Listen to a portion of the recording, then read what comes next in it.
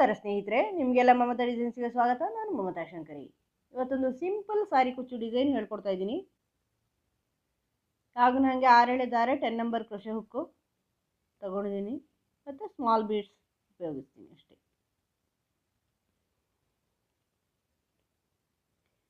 First ಈ ಥರ 2 chain ಮಾಡ್ಕೊಳ್ಳಿ. 2 ಚೈನ್ ಮಾಡಿಕೊಂಡು ಇದು ಪಕ್ಕನೇ ಒಂದು ಡಬಲ್ ಕ್ರೋಶೆ ಮಾಡ್ಕೊಳ್ಳಿ. ಈ 2 ಚೈನ್ ಪಕ್ಕನೇ ಈಗ 2 ಚೈನ್ ಮಾಡ್ಕೊಳ್ಳಿ. 2 ಚೈನ್ ಮಾಡ್ಕೊಂಡು ಈಗ ಹಾಕಿರೋ ಡಬಲ್ ಕ್ರೋಶೆ ಇದೆಯಲ್ವಾ, ಇದರಲ್ಲಿ ಹಿಂಗೆ ದಾರ ಹಿಂಗೆ ಸುತ್ತಕೊಂಡು ಕ್ರೋಶೆ ಹುಕ್ಕಿಗೆ ಈ ಡಬಲ್ ಕ್ರೋಶೆನ ಬೇಸ್ ಮಾಡಿಕೊಂಡು ಇಲ್ಲಿಂದ ಹಿಂಗೆ ದಾರ ತಗೊಂಬನ್ನಿ. ಉದ್ದೇಳ್ಕೊಳ್ಳಿ ಸಾಕು, ಡಬಲ್ ಕ್ರೋಶೆ ಮಾಡೋದು ಬೇಡ. ದಾರ ಸುಂದ್ಕೊಂಡು ಇದರೊಳಗಿಂದ ದಾರ ಹುಕ್ ಹಾಕಿ ದಾರ ತಗೊಂಬಂದು ಈ ಥರ 2 3 4 ಇನ್ನೊಂದು ಸಾರಿ 5.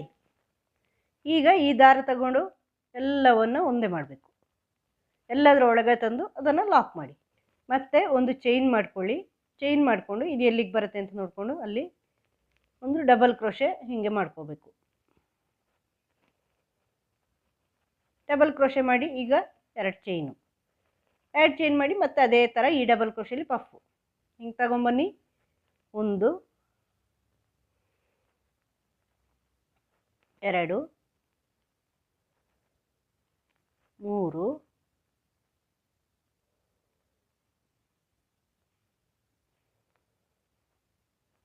3 4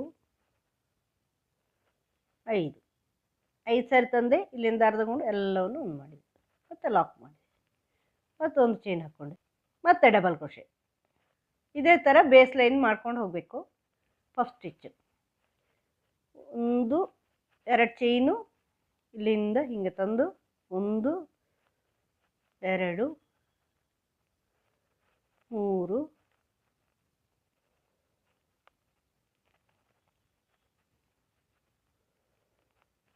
4 5 ಸಾರಿ ತಂದ ಮೇಲೆ ಇದನ್ನು ಹಿಂಗೆ ತಗೊಂಡು ಇಲ್ಲಿ ಒಂದು ಮಾಡಿ ಈ ಥರ. ಈಗ ಮತ್ತೆ ಒಂದು ಚೈನ್ ಹಾಕ್ಕೊಂಡು ಎಲ್ಲಿಗೆ ಬರುತ್ತೆ ಅಂತ ನೋಡಿಕೊಂಡು ಡಬಲ್ ಕ್ರೋಶೆ ಮಾಡ್ಕೊಳ್ಳಿ. ಈ ಥರ ಈಗ ಮತ್ತೆ 2 ಚೈನು ಇದನ್ನೇ ರಿಪೀಟ್ ಮಾಡ್ತಾ ಹೋಗಿ ಹಿಂಗೆ ಪೂರ್ತಿ ಇದು ಸೀರೆ ಅಂದರೆ ಇದು ಬೇಸ್ ಲೈನು. 4 5 ಈಗ ಇಲ್ಲಿಂದ ದಾರ ತಗೊಂಡು ಈ 5ಅನ್ನು ಒಂದು ಮಾಡಿ ಲಾಕು. ಮತ್ತೊಂದು ಚೈನು ಡಬಲ್ ಕ್ರೋಶೆ ಎಲ್ಲಿಗೆ ಬರುತ್ತೆ ಅಂತ ನೋಡಿಕೊಂಡು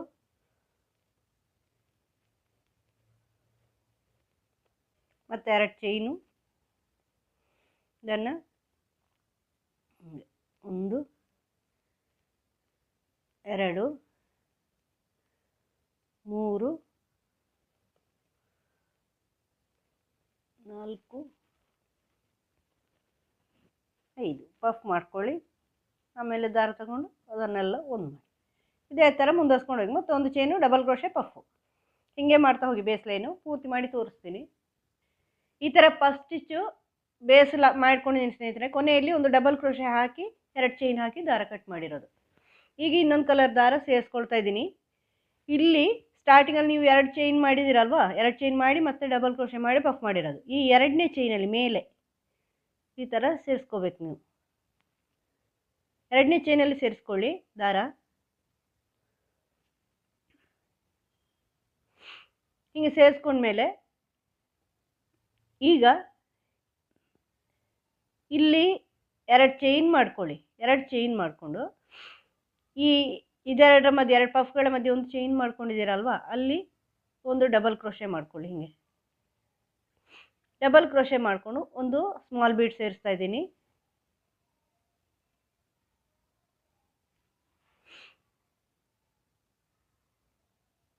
ಸ್ಮಾಲ್ ಬೀಡ್ ಸೇರಿಸ್ಬಿಟ್ಟು ಇಲ್ಲಿ ಈ ಡಬಲ್ ಕ್ರೋಶೆಲಿ ಡಬಲ್ ಕ್ರೋಶೆ ಮಾಡಿ ಆರ್ಚ್ ಮಾಡ್ತಾ ಇದ್ದೀನಿ.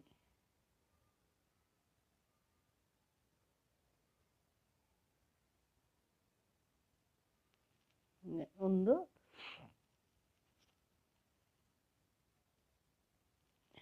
2 3 4 ಡಬಲ್ ಕ್ರೋಶೆ ಮಾಡಿದೆ. ಈಗ ನೆಕ್ಸ್ಟು ಈ 2 ಪಫ್ ಸ್ಟಿಚ್ ಮಧ್ಯೆ ಒಂದೊಂದು ಚೈನ್ ಗ್ಯಾಪ್ ಕೊಟ್ಟಿದ್ದೀರಲ್ವ, ಅಲ್ಲಿ ಡಬಲ್ ಕ್ರೋಶೆ ಮಾಡ್ಕೊಳ್ಳಿ. ಒಂದು ಬೀಡ್ ಸೇರಿಸಿ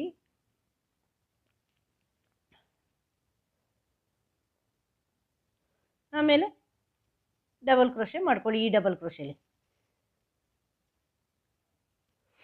ನೋಡಿ, ಇದರಲ್ಲಿ ಈ ಡಬಲ್ ಕ್ರೋಶೆನ ಬೇಸ್ ಮಾಡಿಕೊಂಡು ಡಬಲ್ ಕ್ರೋಶೆ.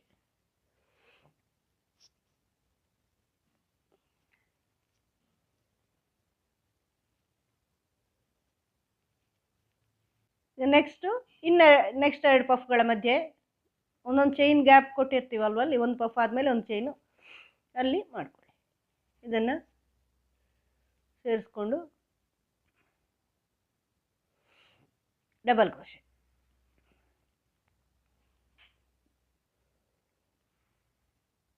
ನಾಲ್ಕು ಡಬಲ್ ಕ್ರೋಶೆ ಮಾಡ್ಕೊಳ್ಳಿ.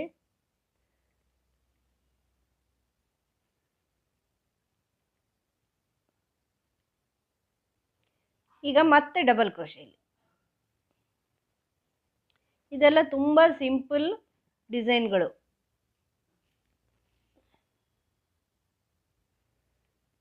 ಬ್ಲೌಸ್ ನೆಕ್ಗಳಿಗೂ ಮಾಡ್ಕೋಬಹುದು ನೀವು ಇದನ್ನು,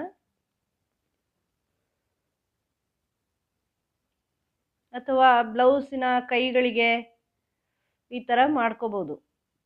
ಚೂಡಿದಾರದ ಬಾರ್ಡ್ರ್ಗಳಿಗೆ ಇದೆಲ್ಲ ತುಂಬ ಚೆನ್ನಾಗಿ ಕಾಣಿಸುತ್ತೆ. ಅವಾಗ ಮಕ್ಕಳ ಡ್ರೆಸ್ಗಳಿಗೆ ಎಲ್ಲ ಮಾಡ್ಕೋಬಹುದು ನೀವು. ಸಿಂಪಲ್ ಆಗಿರತ್ತೆ. ಇದು ಕಾಟನ್ ಸ್ಯಾರಿಗಳು ಯಾವ್ದಾದ್ರು ಇದ್ದರೆ, ಅಥವಾ ಮೈಸೂರು ಸಿಲ್ಕ್ನಂಥದ್ದು ಜರಿ ಕಡಿಮೆ ಇದ್ದರೆ, ಆವಾಗೆಲ್ಲ ನಿಮಗೆ ಸಿಂಪಲಾಗಿ ಈಸಿಯಾಗಿ ಮಾಡೋಕ್ಕಾಗುತ್ತೆ. ಇದನ್ನು ಬೇಗನೂ ಆಗುತ್ತೆ. ಅರ್ಜೆಂಟ್ ಇದ್ದರೆ, ನಿಮಗೆ ಅರ್ಜೆಂಟಲ್ಲಿ ಒಂದು ಡಿಸೈನು ಸಿಂಪಲ್ ಡಿಸೈನ್ ಬೇಕು ಅಂತ ಇದ್ದರೆ ಇದೆಲ್ಲ ತುಂಬ ಸುಲಭ ಮಾಡೋದು. ಚೆನ್ನಾಗೂ ಕಾಣಿಸುತ್ತೆ.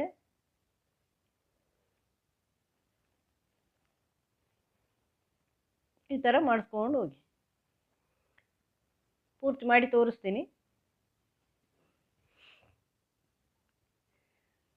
ನೋಡಿ. ಈ ಥರ ಕಾಣಿಸುತ್ತೆ ಫುಲ್ ಮಾಡಿದಾಗ. Simple design. ನಿಮಗೆ ಕುಚ್ಚು ಬೇಕು ಅಂದರೆ ಮಧ್ಯದಲ್ಲಿ ಒಂದು 3 ಚೈನ್ ಹಾಕ್ಕೊಂಡ್ರೆ ನೀವು ಕುಚ್ಚು ಹಾಕೋಬೋದು ಮಧ್ಯೆ ಮಧ್ಯೆ. ಈಗ 4 ಆರ್ಚಿಗೊಂದ್ರೆ ಹಾಗೆ 3 ಚೈನ್ ಹಾಕ್ಕೊಂಡ್ರೆ, ಈ ಪಫಿನ ಮೇಲೆ 3 ಚೈನ್ ಹಾಕ್ಕೊಂಡ್ರೆ ಕುಚ್ಚು ಹಾಕೋಬೋದು ನೀವು. 3 ಚೈನ್ ಹಾಕ್ಕೊಂಡು ನೆಕ್ಸ್ಟಲ್ಲಿ ನೀವು ಮತ್ತೆ ಕಂಟಿನ್ಯೂ ಮಾಡ್ಕೊಳ್ಳಿ.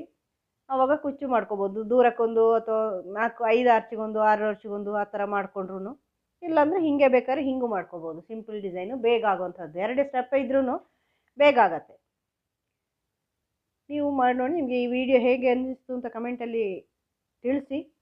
ಈ ವಿಡಿಯೋ ಇಷ್ಟ ಆದರೆ ಲೈಕ್ ಮಾಡಿ, ಶೇರ್ ಮಾಡಿ, ಸಬ್ಸ್ಕ್ರೈಬ್ ಮಾಡಿ. ಮುಂದಿನ ವಿಡಿಯೋದೊಂದಿಗೆ ಭೇಟಿಯಾಗೋಣ. Thank you.